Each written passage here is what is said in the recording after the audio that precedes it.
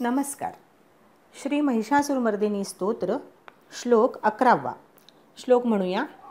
महित महाहव वल्लभ तल्लिक वल्लित रल्लित भल्लिरते विरचित वल्लिक पल्लिक मल्लिक झिल्लिक भिल्लिक वर्गवृते श्रुतकृत फुल्ल समुल्लसितारुण तल्लज पल्लव सल्ललिते जय जय हे महिषासुरमर्दिनी रम्यकपर्दिनी शैलसुते. असा हा श्लोक आहे. आता एक एक चरण म्हणूया. महित महाहव वल्लभ तल्लिक म्हणा.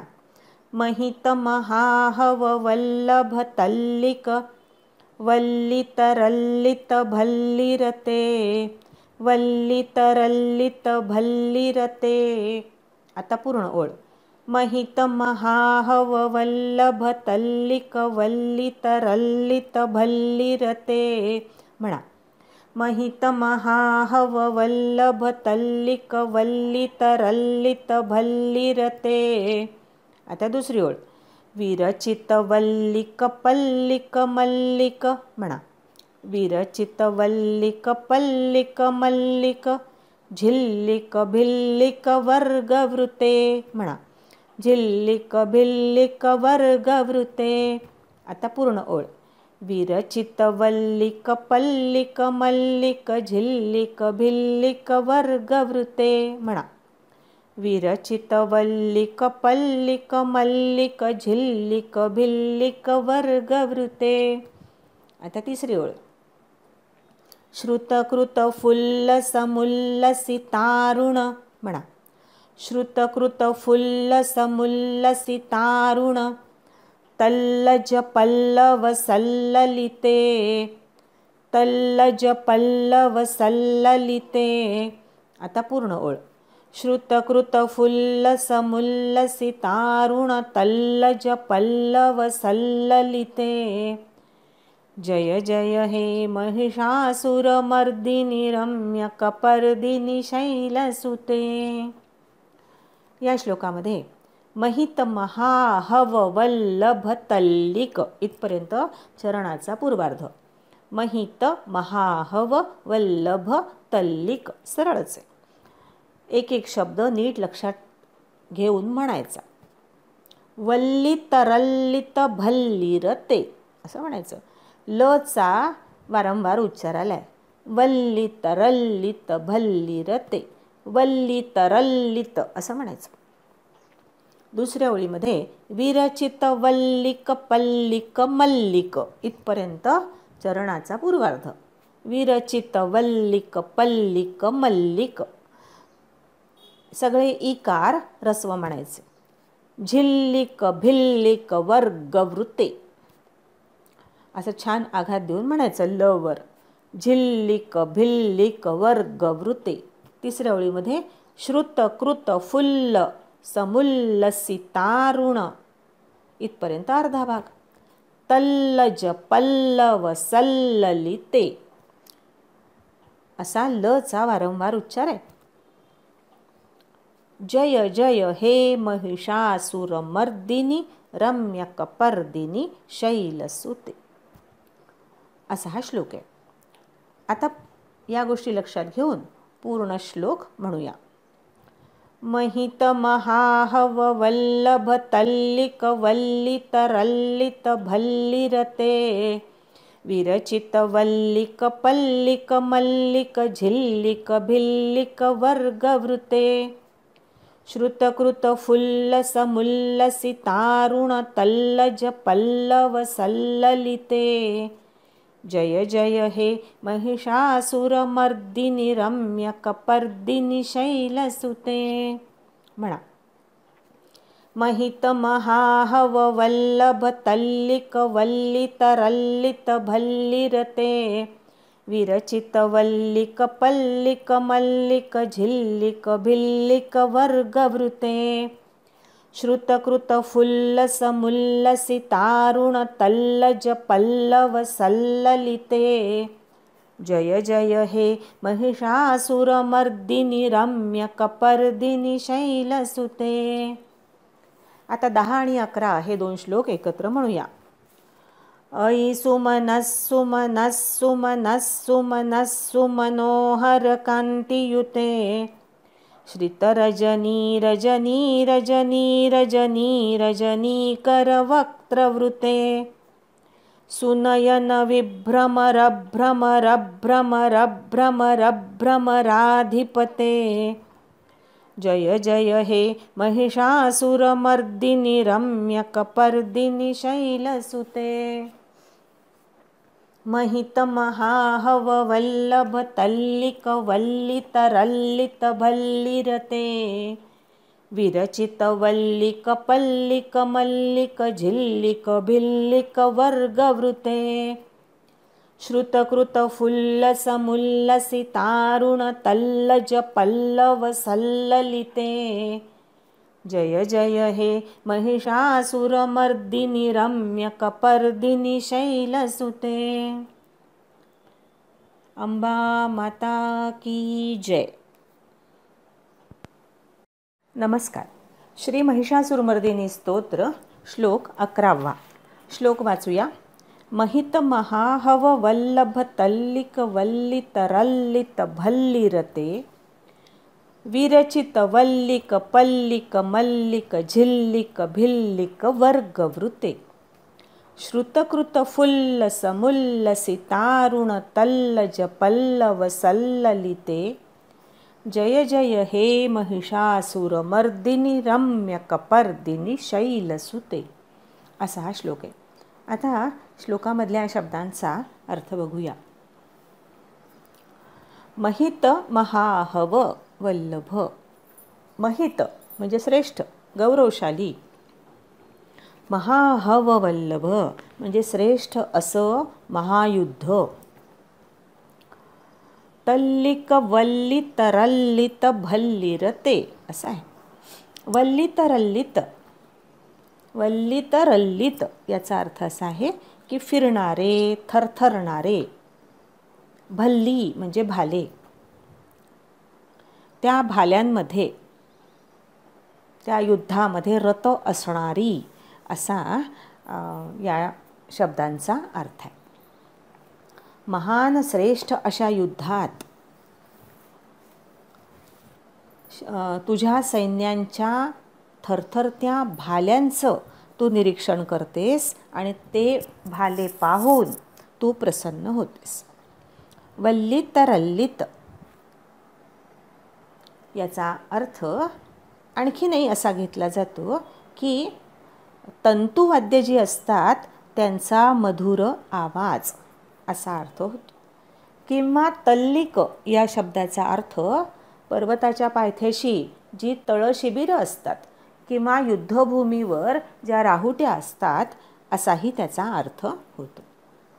ज्यावेळेला आपण पूर्ण शब्दार्थ बघू, पूर्ण वाक्याचा अर्थ बघू, ओळीचा, त्यावेळेला बघूया. महित महाहव वल्लभ तल्लिक वल्ली तरल्लित भल्लिरते. मोठं श्रेष्ठ गौरवशाली असं जे युद्ध आहे त्या युद्धामध्ये तुझे सैनिक जे भाले फिरवतात, थरथरते भाले, ते बघून तू त्यामध्ये रममाण होतेस, तू प्रसन्न होतेस असा या ओळीचा अर्थ आहे. विरचित वल्लिक पल्लिक मल्लिक झिल्लिक भिल्लिक वर्गवृते. लची पुनरावृत्ती झाली आहे अतिशय सुंदर रीतीने. विरचित म्हणजे निर्माण केलेली, रचलेली. वल्लिक म्हणजे वेली, वेगवेगळ्या वेलींनी संरक्षित केलेली अशी तळशिबिरवरती आलाय राहुट्या, पर्णकुट्या. विरचित वल्लिक पल्लिक मल्लिक. आता वल्लिक पल्लिक याच्यामध्ये वल्ली आणि कपल्लिक असे शब्दसुद्धा घेतले जातात. वल्ली म्हणजे वेली वेगवेगळ्या आणि कपल्लिक म्हणजे शंकराचे जे कापालिक भक्त असतात ते भक्त किंवा वनाचं रक्षण करणारे असा पण त्याचा अर्थ होतो. मल्लिक झिल्लिक मल्लिक, कपल्लिक मल्लिक, पल्लिक मल्लिक म्हणजे वेगवेगळ्या सुगंधी अशा वेलींनी, त्यांच्या पानांनी पर्णकुट्यांची रचना केली जाते. तुझे भक्त ही रचना करतात. झिल्लिक भिल्लिक वर्गवृते. झिल्लिक म्हणजे एक प्रकारचं वाद्य की जे भिल्ल लोक, आदिवासी लोक वाजवतात असं वाद्य. भिल्लिक वर्गवृते, सगळ्या भिल्लिणींचा समुदाय तुझ्या भोवती असतो, त्यांनी तू आवृत्त असते असं म्हटलं. भिल्लजनांनी, भिल्लिणींच्या समूहाने हे देवी तू आवृत्त असते असा याचा अर्थ आहे. की कापालिक भक्तांनी आणि वनपाळ जे असतात त्यांनी तयार केलेल्या वेलींनी संरक्षित असे सुशोभित असे तंबू तुझ्या आसपास आहेत. तसंच यामध्ये झिल्लिक भिल्लिक आहे, तिथे वाद्यांचा आवाज किंवा रातकिड्यांची किरकिर असा सुद्धा त्याचा अर्थ होतो. या सगळ्यांनी तू वेढलेली आहेस पार्वती असं या देवीचं वर्णन केलेलं आहे. श्रुतकृत फुल्ल समुल्लसितारुण तल्लज पल्लव सल्ललिते असं म्हटलं. श्रुत म्हणजे कान, श्रुतकृत म्हणजे कानावर ठेवलेलं. फुल्ल समुल्लसितारुण म्हणजे फुल्ल म्हणजे फुललेली, विकसित झालेले असे. समुल्लसित म्हणजे अत्यंत टवटवीत, कांतियुक्त असे. अरुण म्हणजे लाल रंगाचे, लालसर रंगाचे, प्रभातकाळचा सूर्य जसा असतो त्या रंगाचे. अरुण म्हणजे लालसर रंगाचे. तल्लज पल्लव, तल्लव म्हणजे तल्लज म्हणजे उत्तम, पल्लव अशी पालवी. हे देवी तू तुझ्या कानावर फुलांच्या बरोबर कोळी कोळी ताजी टवटवीत अशी पालवी कानांवर ठेवली आहे. त्याचं कर्णभूषण तू केलेलं आहेस. सल्ललिते, सत आणि ललिते, अतिशय सुंदर अशी तू ललिता आहेस. सुंदर, प्रिय, लावण्यवती अशी तू ललिता आहेस. ललिता हे देवीचं नाव आहे.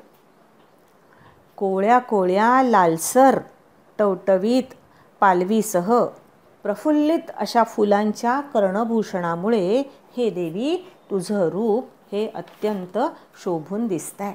हे ललिते तू शोभून दिसते. ललिता हे देवीचं नाव आहे. शंकराची लीला शक्ती जी आहे की जी या सगळ्या विश्वाची सुंदर अशी रचना करते तिला ललिता असं म्हटलेलं आहे. हे ललिते तू अशा प्रकाराने शोभून दिसतेस. हे गिरिनंदने, हे गिरिकन्ये, हे गिरिजे, तुझा केशसंभार अतिशय सुंदर आहे, अतिशय रमणीय आहे. हे महिषासुरमर्दिनी, तुझा त्रिवार जय जयकार असो असा या श्लोकाचा अर्थ आहे. आता सरळ अर्थ श्लोकाचा बघूया.